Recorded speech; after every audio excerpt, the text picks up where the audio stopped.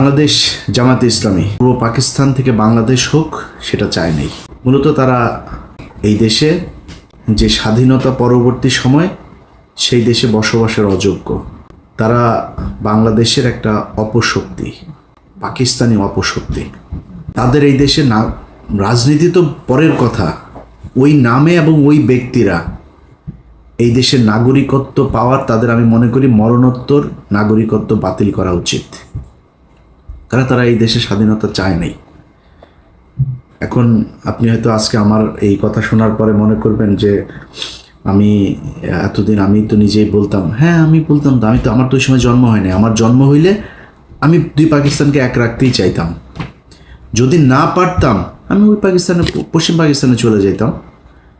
আপনি পশ্চিম পাকিস্তানের পক্ষ হয়ে যুদ্ধ করলেন, পূর্ব পাকিস্তান স্বাধীন হয়ে গেল, আপনি আবার পূর্ব পাকিস্তানে থাকার জন্য আপনার এত খায়েশ কেন? আবার পূর্ব পাকিস্তানে আপনি রাজনীতি করবেন, সেই দলেই রাজনীতি করবেন, এত ঘাটতারামো কেন? আপনাদের এই ঘাটতারামোর কারণে আজকের এই বাংলাদেশে অসংখ্য মানুষ গুম হয়, খুন হয়, ধর্ষিত হয়, ধর্ম পালনের সমস্যা হয়, ইসলাম পালনের সমস্যা হয়, এই দেশের দাড়ি টুপি রাখতে সমস্যা হয়। কিভাবে খুব মনোযোগ দিয়ে শুনেন, কথা টুইস্ট করা যাবে না, আর উল্টাপাল্টা বোঝাও যাবে না, যেটা বলছে সেটা বুঝতে হবে। জামায়াতে ইসলামী এই 71 সালের যে অবস্থান ছিল, আমি তাদের সেই অবস্থানকে সমর্থন করি, আগেও করি, এখনো করি, সারা জীবনই করব। কারণ দুই পাকিস্তানকে ভাঙার কারণে ভারত আজকে এই বাংলাদেশের উপরে এই ধরনের নির্যাতন এগুলো করার সুযোগ পেয়েছে। সে পর্যন্ত 71-এর 16 ডিসেম্বর ফুল স্টপ, শেষ। আপনি এসে তারপরে শুরু করলেন রাজনীতি করার সুযোগ দেওয়া হইল। দেওয়ার পরে আপনি 91 সালে খালেদা জিয়াকে সমর্থন দিলেন, সরকার গঠন হইল। 91 থেকে খালেদা জিয়া 96 পর্যন্ত কি দোষ করেছিল যে আপনি 96 সালে শেখ হাসিনার পক্ষে যায়া খালেদাকে হটানোর জন্য জীবন মরণ দিয়ে যুদ্ধ করলেন? কি করেছিল খালেদা জিয়া আপনার সাথে? এই দেশের বিরুদ্ধে অবস্থান নিয়েছিল। বিএনপি দুর্নীতি করেছিল, দুর্নীতি আজকে করে নাকি, কালকে করবে নাকি, এই বিএনপি আবার আসলে আবার করবে। আওয়ামী লীগ কি করেছে গত 15 বছরে দেখেন না চোখে? কেউ কেউ বলে থাকে ওই মেট্রো রেলে উঠলে নাকি দুইটা শব্দ তাদের খুব লাগে, যে মুনাফেকের জাতি নাকি যেন বলে, বেইমানের জাত, এটা মনে হয়। আরে তোর বাপের টাকা দিয়ে এই বানাই দিয়ে গেছিস, তোরা যেই টাকা দিয়ে মেট্রো রেল বানাইছিস, এরকম টাকা দিয়ে মেট্রো রেল এরকম পুরো ঢাকা শহর ছেয়ে ফেলা যায়। 3 পদ্মা সেতুর টাকায় 1 পদ্মা সেতু বানাইছিস। তোদের মেট্রো রেল আর পদ্মা সেতুতে উঠলে মনে হওয়ার কথা টাকাগুলো নিয়ে গেছিস, ওই টাকাগুলো ফেরত দেওয়ার কথা মনে হওয়া দরকার। বেইমানের জাত মনে, তোর বাপের টাকা দিয়ে করছিস না? তো এই দেশে যারা ওই সময় রাজনীতি করেছে, বিএনপি বলেন, আওয়ামী লীগ বলেন, সবাই দুর্নীতি করেছে। তা আপনি 91 থেকে 96-তে আপনি জানেন না শেখ হাসিনাকে বাংলাদেশে ইন্ডিয়া পাঠিয়েছে কেন? 91-তেই তো ইন্ডিয়া তাকে বসাতে চেয়েছিল, পারে নাই, 96-তে বসাবে। আপনার এইটুক দূরদর্শিতা মানে নিচে চুল গজায় নেয় আপনার, যে আপনি বুঝেন না যে হাসিনাকে দিয়ে তারপরে এই দেশটাকে ভারত নিয়ন্ত্রণ করবে। হাসিনার পক্ষ যা করলেন, 2 দিন পরে আবার ভাতার পাল্টাইলেন, ওই ভাতার আর ভাল লাগে না, ভাতার পাল্টায় আবার ফের খালেদা জিয়ার কাছে আসলেন, এসে তারপরে পায়েটায় ধইরা তারপরে জোট করলেন, করে আবার ক্ষমতায় বসলেন। ক্ষমতায় বসার পরে এরপরে দেশ চালাইলেন। দেশ চালানোর সময় যা যা হয়েছে, যেভাবে চলেছে, সেখানে তো আপনার বুঝার আমার মনে হয় না যে কোনো সমস্যা হয়েছে যে খালেদা জিয়া কি চায়, খালেদা জিয়া কি আসলে ভারতের লোক না কিসের লোক। যদি সমস্যা হতো তাহলে তো ওই সময় চলে আসতেন, সরেন নাই তো, তাদের সাথেই ছিলেন। আসলো 2024, মাঝখানের পুরোটার সময় বাদ দিলাম বিরোধী দলে। 24 আসার পরে আগস্টে হাসিনারে সরাইলেন, সরানোর পরপর বিএনপি আবার খারাপ হয়ে গেল। কারণ কি? বিএনপি তারেক রহমান ইন্ডিয়ার কাছে বিক্রি হয়ে গিয়েছে। বিএনপির চোর মানে যদি ধরা যায় 80%ই চোর, মানে এটা করা দেশের মানুষই ভাই 90% 99% চোর আমার দেশের, ইনক্লুডিং মি। আমি আমার বাদ দিলাম না, 99% চোর এই দেশে, হয়তো 2-1% ভালো থাকতে পারে। তো বিএনপি চুরি করেছে, এটা বাদ। বিএনপি আওয়ামী লীগ এই ইন্ডিয়ার সাথে কিছু করেছিল নাকি? খালেদা জিয়া তারেক রহমান বিক্রি হয়ে গিয়েছিল, 5 তারিখে বিক্রি হয়েছিল। তো 5 তারিখের পরে বিএনপি খারাপ হয়ে গেল কেন হঠাৎ আপনার কাছে? আপনার বাল গজায় নাই যে এই আপনি যদি বিএনপির সাথে দ্বন্দ্ব করেন তাহলে ইন্ডিয়া আবার এখানে ঢুকবে? আচ্ছা, আপনি বললেন যে আপনি কি সবাই মাফ করে দিয়েছেন আপনি আওয়ামী লীগকে। চাচার সমস্যা কি? ভিডিও টিডিও আছে নাকি রয়ের কাছে? টাকা পয়সা লেনদেনের কোনো কিছু আছে? সমস্যাটা কোথায়? আপনি এসে বললেন মাফ করে দিলাম, তো আপনার কথা হওয়ার কথা না। আরে ভাই, গত 15 বছর এই দেশটা ইন্ডিয়ার কাছে বিক্রি করে দিয়েছিল। আপনি সেই দেশের স্বাধীন হবার পরে আপনি তাদেরকে মাফ করে দিয়া তারপরে তাদেরকে নিয়ে থাকতে চান, কারণ কি? সমস্যাটা কি? এটা তো বলা দরকার মানুষের কাছে, এ কোন কারণে, কি স্বার্থ দেখে বা কোন যুক্তিতে আপনি তাদেরকে মাফ করে দিচ্ছেন এত তাড়াতাড়ি? বিএনপি শুরু করলো, জামাত টানছে, আমাদেরও তো তাহলে সবাই টানা দরকার। টানাটানি আওয়ামী লীগের কে কত নিতে পারে, এদের কাছে সবচেয়ে প্রিয় মানুষ হয়ে গেল আওয়ামী লীগ। 5 আগস্টের পর থেকে আজ পর্যন্ত বলেন, এই দেশে নিজেরে নিয়ে যদি এখন কথা বলতে চাই তাহলে মনে হবে আমি বোধহয় নিজেরে মানে বলতেও লজ্জা লাগে। আমি পিনাকি আর কনক সারোয়ার 2-4 জন আরও আছেন, এদের বাইরে আর কারোর তো আমি দেখি না যারা কিনা ইন্ডিয়ার ব্যাপারে একদম জিরো টলারেন্স নিয়ে তারপরে কোনো কথা বলছে বা কোনো কাজ করছে, কাউরে দেখি না। তো আপনি এদের কাছে নির্যাতিত হইলেন, এতটা দিন ধরে নির্যাতিত হইলেন, এদের ব্যাপারে আপনার কোনো সমস্যা নাই, কোনো অভিযোগ নাই। আমরা ফাইন্ড আউট করে দিলাম যে এই যে এই ব্যক্তি এই প্রতিষ্ঠানগুলো ইন্ডিয়ার ওয়ার করেছে, পক্ষে কাজ করেছে। আপনি তাদেরকে নিয়ে বসায় স্টেজে বসায় তারপরে বক্তব্য শোনাবেন। পিছনে দেখি ওই যে শফিকুল ইসলাম মাসুদ চোখ বন্ধ করে মনে হয় বিশাল ধ্যানে আছে, মানে ওর বাপ ওই সন্তোষ শর্মা বক্তব্য দেয়, ওর বাপের বক্তব্য শোনা মধুর মানে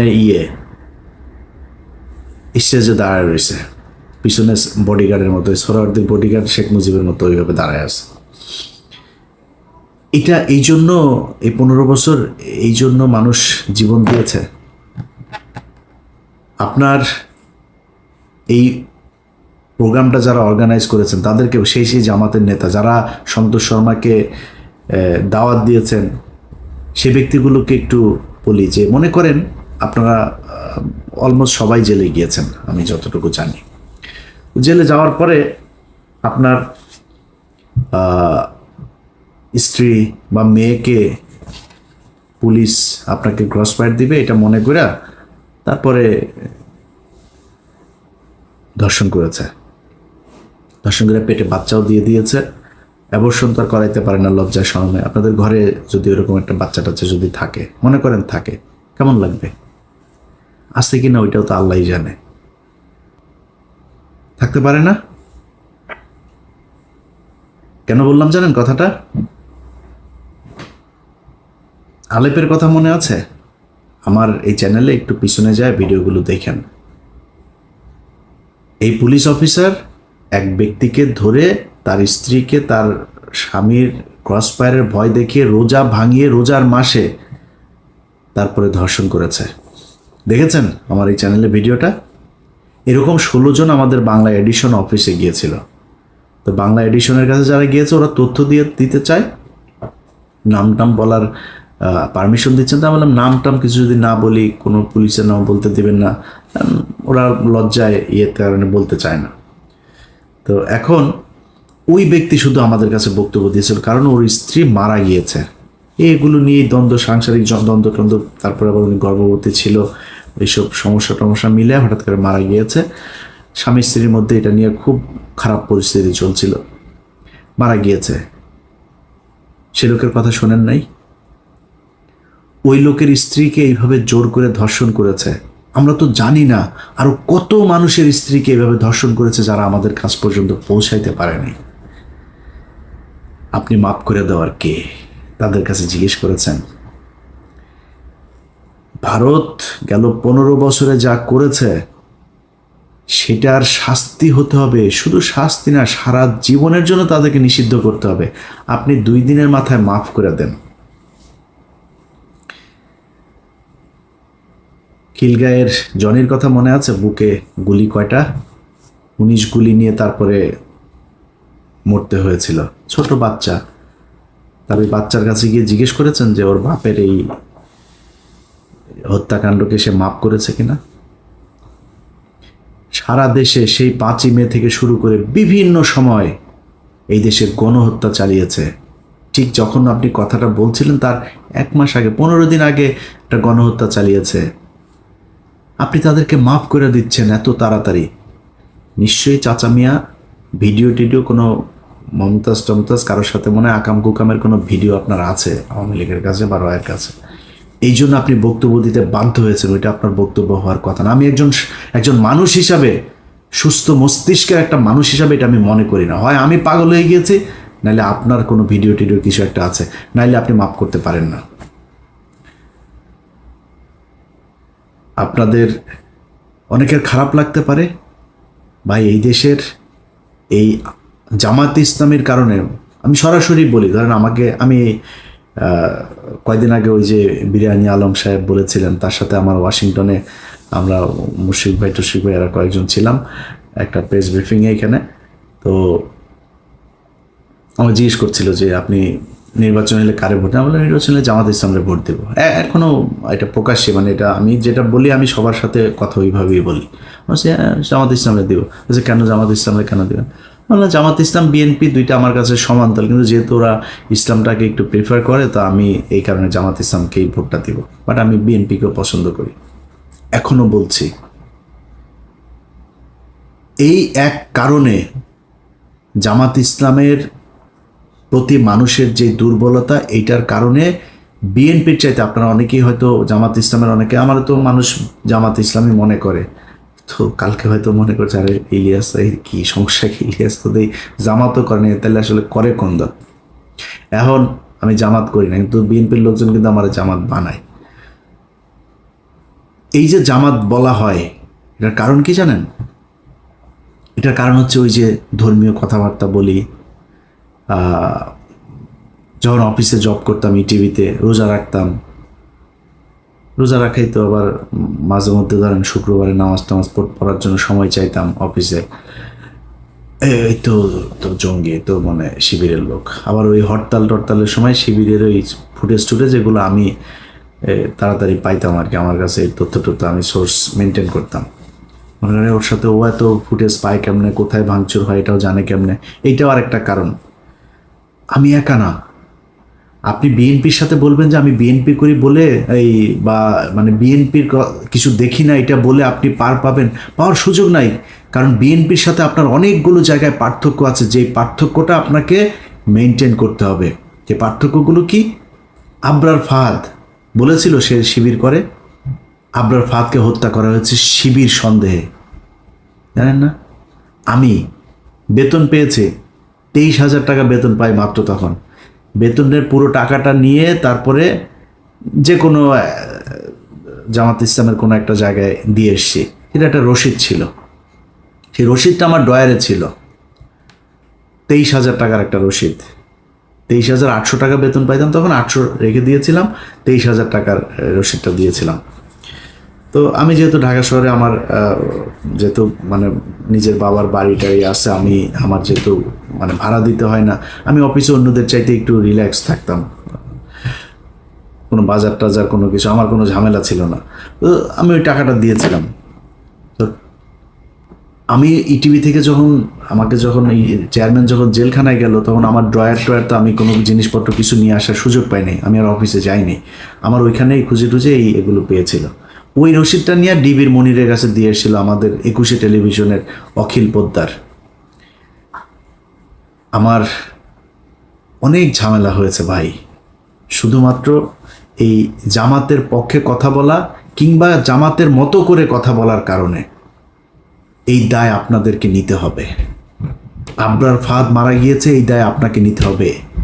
আপনি ইসলাম নিয়ে রাজনীতি করেন, এই জন্য আপনার নামে যাদেরকে ফজরের নামাজ পড়তে যাওয়ার কারণে জঙ্গি বানিয়ে শিবির ট্যাগ দিয়ে তারপরে ফাঁসি দেওয়া হয়েছে, ক্রসফায়ার দেওয়া হয়েছে, যাদের স্ত্রীদেরকে ধর্ষণ করা হয়েছে, এর সব দায় জামাত ইসলামকে নিতে হবে। এই জন্য আপনার দায় অনেক বেশি বিএনপির চাইতে।